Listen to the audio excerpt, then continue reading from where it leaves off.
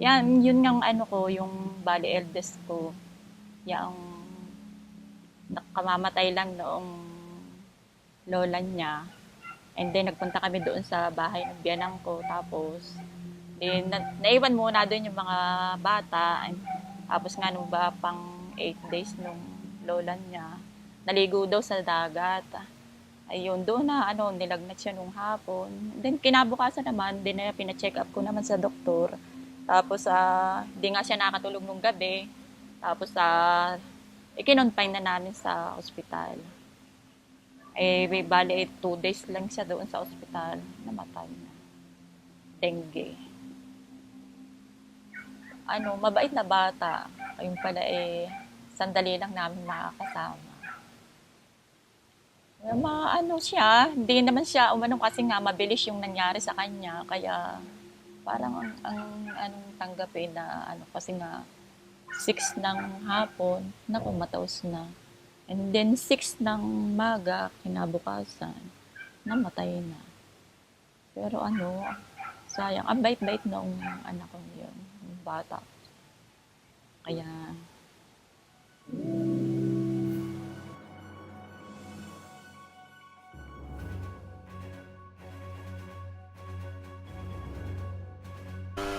This is the first line of defense against an epidemic that has swept through Southeast Asia. Teams of local officials armed with mosquito killer spraying machines fan out daily around Bangkok in an attempt to eliminate mosquito breeding sites. For many years in Thailand, dengue fever was considered a disease that only affected children. But now, most of the new cases reported are young adults. Rhya is one of those cases.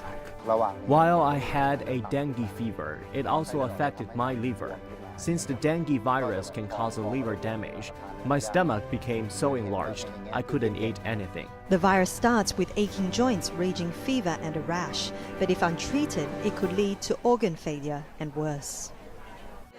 For decades, Thailand has been at the forefront of the fight against the dengue virus. Finding a vaccine has proven difficult, in part because of the complex nature of this virus. But with the number of cases expected to rise again this year, the need for a vaccine is becoming increasingly urgent.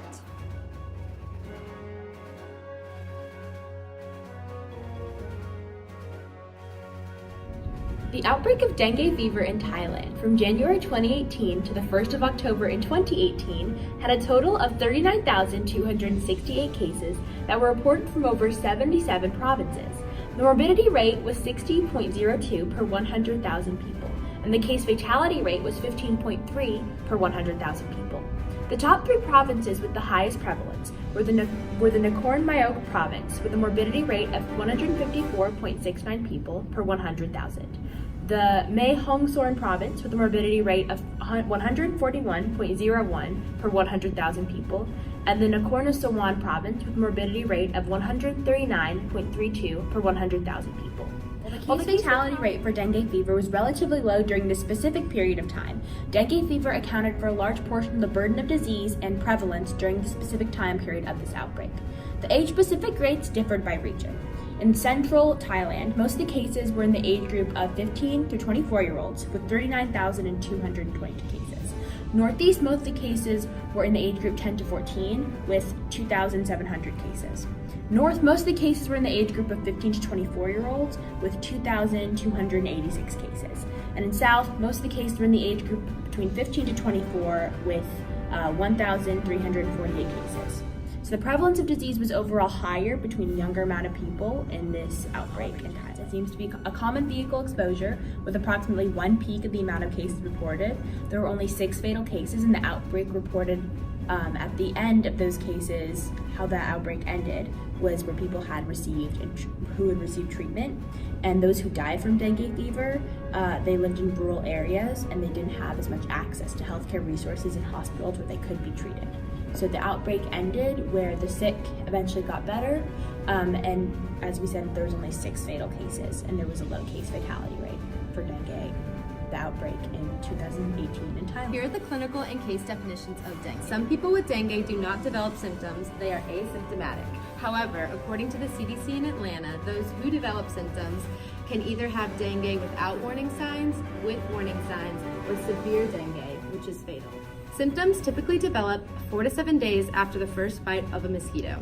Dengue without warning signs is characterized by a high fever and either vomiting, rashes, aches and pains, or a decrease in your white blood cells. Dengue with warning signs can lead to dengue hemorrhagic fever. This is characterized by abdominal pain, persistent vomiting, fluid accumulation, lethargy and restlessness, and liver enlargement. This occurrence of dengue requires strict observation and medical intervention. In the 2018 Thailand outbreak, hospitals treated the population that contracted dengue with only a few fatal cases. And finally, the most severe dengue fever can lead to dengue shock syndrome, or DSS, which is severe plasma leakage, severe bleeding, and severe organ enlargement of the liver or central nervous system. Dengue fever lasts about 2 to 7 days with signs and symptoms, and as the fever declines, the warning signs increase. For a quick overview, the principal symptoms to spot someone with dengue fever are a high fever and at least 2 of the following: severe headache, severe eye pain, joint pain, muscles and/or bone pain, rash, mild bleeding, or a low white cell count. Additionally, the warning signs for dengue are severe abdominal pain or persistent vomiting, red spots or patches on the skin, bleeding from the nose or gums, vomiting blood, drowsiness or irritability, being pale, cold, or clammy, and difficulty breathing. This disease is not something to be messed with.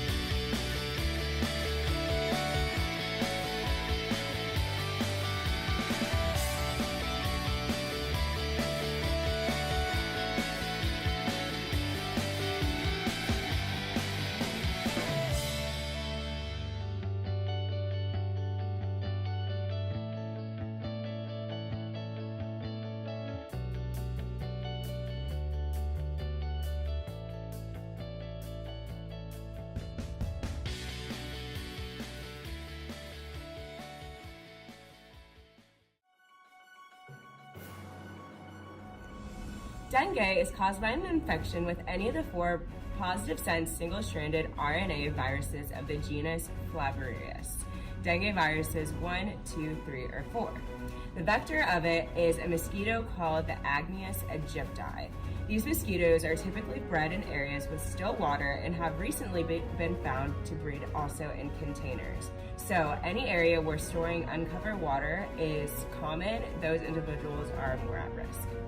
They also like to breed in dark, cool areas, so it is commonly found that they are in closet spaces indoors, which also makes people more susceptible to getting bitten inside of their homes. The typical physical environment for the dengue virus is in tropical areas because that is a normal breeding ground for mosquitoes. The first outbreak of disease started in more concentrated urban areas, but over time it has moved to more rural and suburban populations, especially in Southeast Asia. And in general, cases are more found in the southern hemisphere.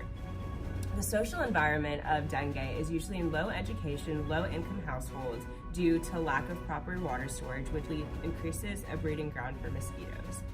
Lack of proper sanitation in low-income areas also puts people in this population at risk because, like I mentioned before, there's more areas for these types of mosquitoes to breed. Today's topic is dengue, an acute infectious disease that is characterized by headache, severe joint pain, and a rash that is caused by a single-stranded RNA virus of the genus Flavivirus, or species dengue virus, transmitted by mosquitoes of the genus Aedes, called also breakbone fever, dandy fever, or dengue fever. Causes. The viruses that cause dengue fever are spread by mosquitoes of the species Aedes aegypti, and sometimes also by Aedes albopictus. Aedes mosquitoes are usually found in urban and suburban areas, as they like to breed in man-made containers, like tires, flower pots, and household water. Aedes albopictus mosquitoes have been transported to America and Europe by Asian products like used tires and Lucky Bamboo. These mosquitoes can survive sub-freezing temperatures, which has allowed dengue to spread. There are multiple environmental determinants that can be considered with dengue. High elevated and small building area is consistent with lower dengue cases. Humidity and rainfall affect dengue, but temperature does not affect dengue as there is a weak correlation according to a study conducted by the World Health Organization. However, overall, these environmental conditions are not closely related as concluded by the study. In areas with a low density of mosquitoes, the public is perceived to have a less likely chance of getting dengue.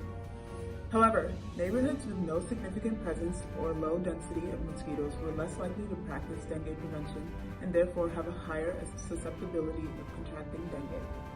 Hence why educating the public about dengue is key in increasing awareness and the possibility of contracting the disease. As for social determinants, a study in Malaysia revealed that households with lower income, unemployed, and unskilled workers carry out more dengue prevention practices due to the higher number of cases of dengue in these areas.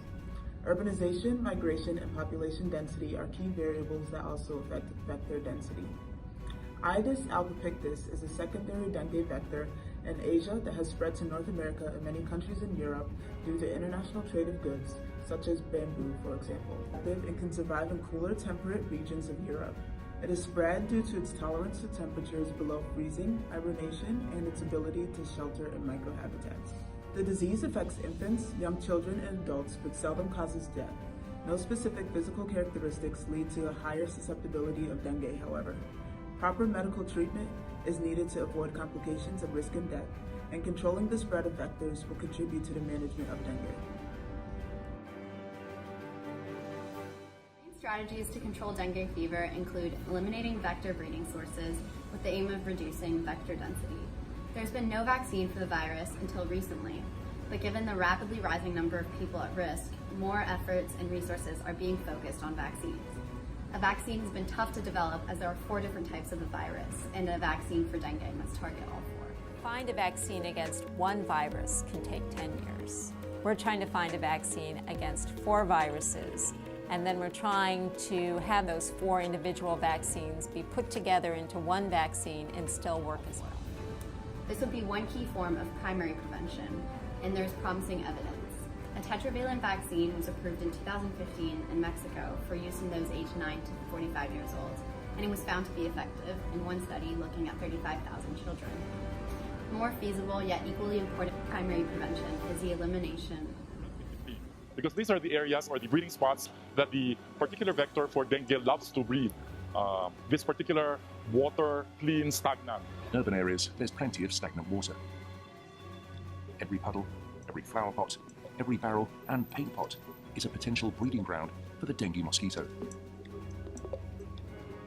So the growing cities of the developing world are like a magnet to them, and from there it spreads, thanks to us. Health education on dengue prevention and its first symptoms, including fever, are also very effective measures of primary prevention. Other preventions include covering exposed skin with clothing, use of mosquito repellents, coils, and nets. Ongoing surveillance of areas with many mosquitoes or with key characteristics of breeding sources is also necessary for prevention. Prevention must include surveillance system for quick identification of new cases and highlight where elimination efforts like the use of insecticides are most crucial. There's no specific medication for the treatment of dengue. And finally, tertiary prevention incorporates clear guidelines for dengue diagnosis and treatment. Improving dengue fever education for responsible healthcare personnel is necessary to improve care quality and reduce mortality rate from dengue. Meron na solusyon kung makakuha na ng gamot na kung dumating na yung gamot na sa dengue.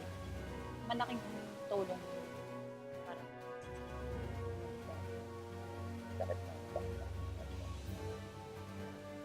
para hindi na lumala Kaya sumama na Masaya dahil pag